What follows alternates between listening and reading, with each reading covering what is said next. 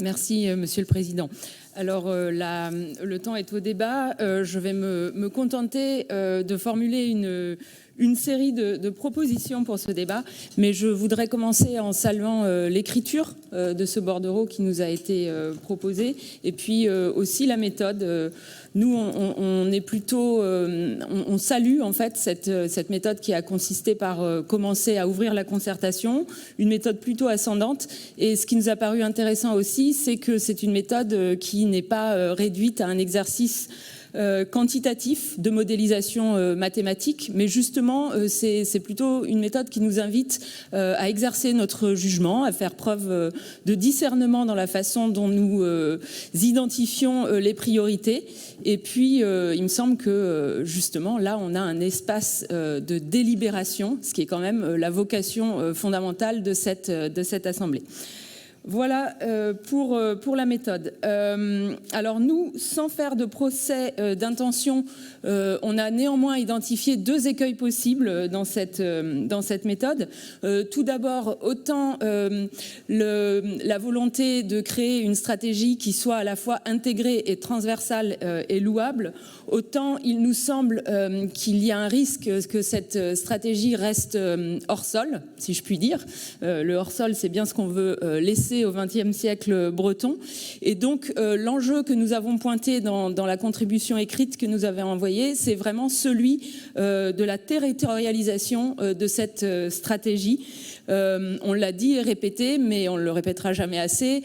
Pour nous, il faut vraiment tenir ensemble, d'une part, le développement économique et puis, d'autre part, les enjeux d'aménagement du territoire. Et à ce titre, mais nous aurons largement le temps d'y revenir, il nous semble qu'il y aura une grosse question sur le SRADET et sur le volontarisme qui s'exprime dans ce document, qui est quand même le document fondamental d'aménagement du territoire. Et on voit bien à quel point aujourd'hui ces questions redeviennent majeures.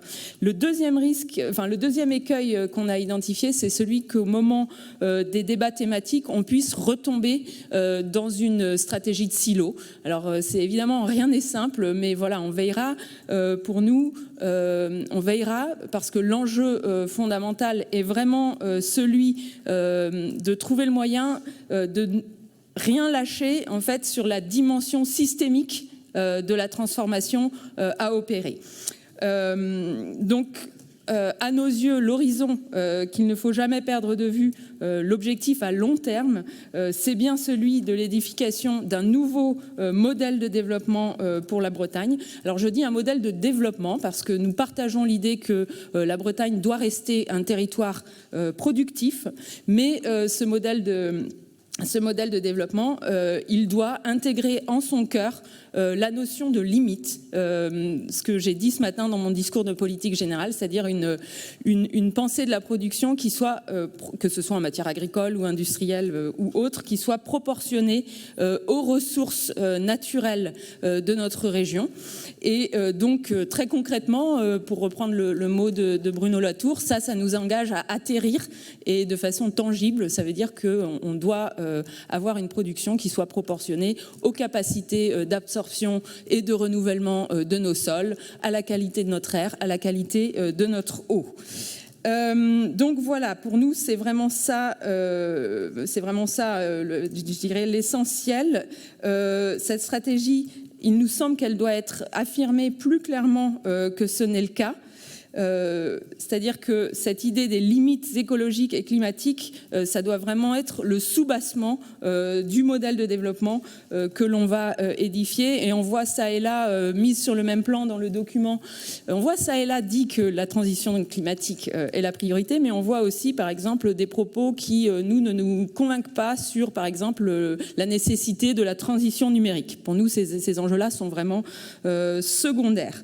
Donc il nous semble qu'on ne peut pas dire que les objectifs de justice sociale seraient plus importants que les objectifs économiques ou inversement. Pour nous, l'enjeu, c'est vraiment de construire un modèle de prospérité économique et sociale avec ce soubassement de transition écologique et climatique.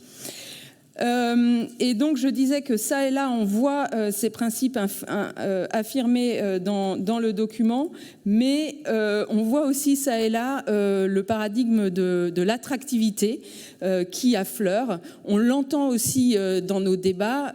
Alors je me permets, Madame Gallo, parce que vous étiez partie à la fin de la commission économie, de dire que ce paradigme de l'attractivité, on l'entend beaucoup dans votre discours du tourisme, lorsque vous nous avez dit ce qui nous a fait sourire, mais bon, c'est un peu inquiétant que l'heure n'était pas au tourisme de cueillette, mais au tourisme de conquête. On a regretté que vous ne voyiez pas la poésie de la cueillette, mais ça n'est pas votre registre. Mais ce qu'on pose très clairement, c'est que l'attractivité comme concept, c'est quand même un concept issu du tournant néolibéral des politiques publiques. Ça va avec toutes sortes de choses, ça va avec l'idée des zones franches, ça va avec l'idée des investissements directs à l'étranger, et ça va aussi avec une certaine conception du marketing territorial et un certain suivisme vis-à-vis des acteurs économiques. Donc nous, au concept d'attractivité, nous préférons celui de prospérité, prospère, la vie bonne, la vie heureuse. Et là aussi, dans le bien vivre, on voit qu'on touche à ces questions qui sont c'est presque le langage de l'éthique des vertus.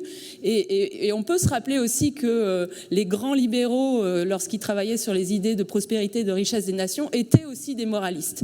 Et donc on voit poindre quand même dans ce document peut-être la possibilité d'une conception plus holistique de la vie sociale.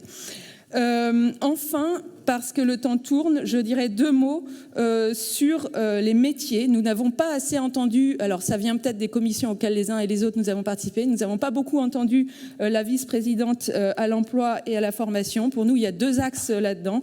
La question de la dignité du travail, de la nature du travail. On porte quand même des idées très fortes sur cette question à gauche.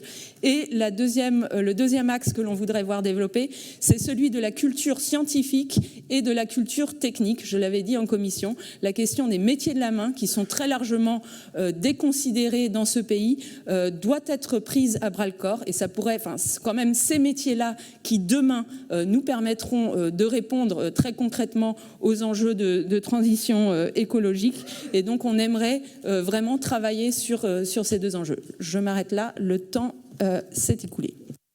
Merci, Madame. Merci à vous.